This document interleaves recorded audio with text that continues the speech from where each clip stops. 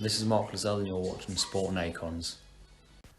Right, so let's get the obvious out of the way. I'm not a lawyer. I have no background in any kind of legal proceedings whatsoever, so I wouldn't know my elbow from my feet when it comes to law. But in this particular case, I think common sense, logic should really prevail. And what I see as obvious, I'm presuming is of course obvious, which is that Deontay Wilder is apparently, according to his manager, Shelley Finkel, who spoke to The Athletic, is saying that Team Wilder are looking for mediation to get the rematch, the third fight, the rubber match, on with Tyson Fury. In other words, arbitration, right? Now, when you look at it, it's the equivalent to, I'm buying a house, you want to buy the house off me, we use a go-between, we use a lawyer, we use a solicitor, okay? Now, what they want to be using is a former judge. Why a former judge? I don't know. But either way, this judge will have some kind of experience in reading contracts and see what is legally binding, what is not. But the way that I see it is, if they're going through mediation, then first and foremost, it's voluntary. So Fury does not have to turn up. He does not have to even entertain mediation. He doesn't have to. Because mediation is a way to say, well, Team Wilder and Team Fury, they're not talking to each other. So we'll get somebody in who's going to be talking to either side. But if one side is not playing ball, such as Tyson Fury's side, Bob Arum, Frank Warren, MTK Global, etc., then no mediation will take place. Fury has to voluntarily agree to this mediation. Now, who's this judge? No idea. Is he part of Team Wilder? Who don't know. Is he sympathetic to Team Wilder? Don't know. Is he a boxing fan and maybe a fan of Wilder? We don't know.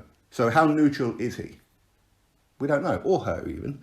But the thing is, it's madness.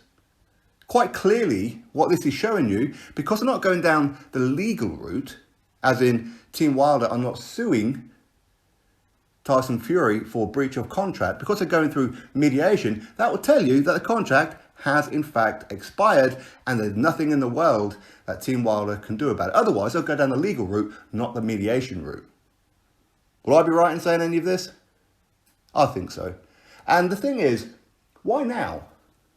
Why didn't you guys get mediation way beforehand? Why didn't you get the rematch on way beforehand? Because we've known for the last few months that boxing can resume. Fury Wilder could have fought on virtually any date. They could have fought behind closed doors. They didn't need a crowd. And we was always led to believe that it was Bob Arum, Team Fury, who wanted the crowd, because we wasn't hearing too much from Team Wilder as to what it is that they wanted. So we thought, okay, well, maybe Bob Arum and that, they want a crowd, they want to maximize the revenue.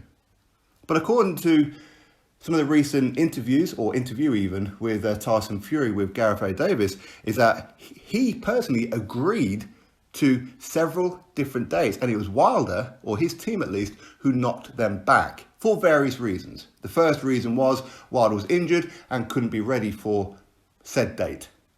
Then it was changed to, well, Fox Sports, they don't want this particular fight clashing with some football games and things like that. So they're trying to push it back to February. And well, at this point, you've already expired the contract. There's no reason why you couldn't have had this fight. None whatsoever. It was all about maximizing the revenue. When Fury, he shouldn't really need the pay-per-view money. He doesn't really care about that because he's got a set contract. And as he said, he accepted all dates. He would have fought Wilder behind closed doors if necessary. Team Wilder, by the looks of it, it was them that wanted to maximise the revenue, in other words, cash out, because they weren't confident that they were going to get the win. In other words, get as much money now, because this could well be Wilder's final, last, huge payday. Because where else does he go from here? Go fight the winner of Kaunaki and Robert Helenius? Rematch. Go fight Charles Martin. Have a rematch with Donald Brazil. Have a rematch with Luis Ortiz. And so forth. So, with Team Wilder looking to have mediation, well, this will tell me that they know fine well that they have no legal grounds to sue Tyson Fury. So Tyson Fury, who by the looks of it, has walked away now. He doesn't have to come back to the table and negotiate nothing. And what's even more worrying is that even if they decided to, you know what, forget the mediation, let's go straight to the legal route, let's sue Tyson Fury for breach of contract. Okay, well, why would it be that you're trying to sue him for breach of contract if, of course, they did that, but you haven't tried to sue him for attempted murder? Because what Wilder has accused Fury of, and I'll be very surprised if Shelley Finkel and Al Heyman gave Wilder the green light to do this, but he's accused Fury of having loaded gloves. That's attempted murder, is it not? Accused Team Fury of getting Mark Breland on their team to spike his water. That's criminal activity, is it not? Having the referee on Tyson Fury's side. Again, this is at a minimum against the rules. This is corruption, is it not? So there's so many different things, and if anything was like that going to happen where Wilder would potentially sue Tyson Fury, I'm pretty sure Tyson Fury will counter-sue him for defamation of character. Because right now he's saying, I've got no interest in Wilder. Am I going to sue him for defamation of character? No, not really. Because at the end of the day, who really believes it? Nobody worth their salt believes the things that Wilder says. Because it's not like he's saying, well, this one thing happened. He's saying several things must have transpired, which is why he lost. And all of them are ludicrous. And I don't understand anybody who can believe all of these things happened. Mark Breland was on Team Fury's team, which is why he threw in the towel. Because Wilder, at that point, when he got stopped in round number 7, he was just getting back into the fight. Yeah, of course he was. You're pinned up against the corner of the ropes, getting teed up on. The referee, who, even though he docked Tyson Fury a point, and even though he kept breaking up every time Fury grabbed hold of him in the clinch, he was actually on Tyson Fury's side. So the referee is against him too. The gloves, the egg weights.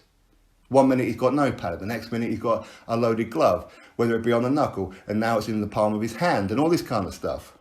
It's absolute madness. Spiking of the water. The Nevada State Athletic Commission must have been in on it. But the one person who wasn't in on it, quite clearly, was his own manager, trainer, JD's, who was overseeing Tyson Fury get his hands wrapped and gloves put on. But no, he's the innocent one, right? But it doesn't make any sense, which is why I'm saying that all of it is complete rubbish, isn't it? The whole lot of it is complete rubbish. Is this a way of hyping a third fight because people weren't that interested in the third fight? Is this all a scripted play that's playing out for an inevitable third fight anyway? Listen, this is boxing in the 21st century. Storylines are just as important as the fight itself. So maybe boxing is turning more and more WWE, is it not? So it wouldn't surprise me if the whole thing is just one big publicity stunt. I don't think it is, but you never know. Never ever say never to any kind of storyline. But either way, I think the whole point of having mediation will tell you that Team Wilder know fine well that they can't sue him.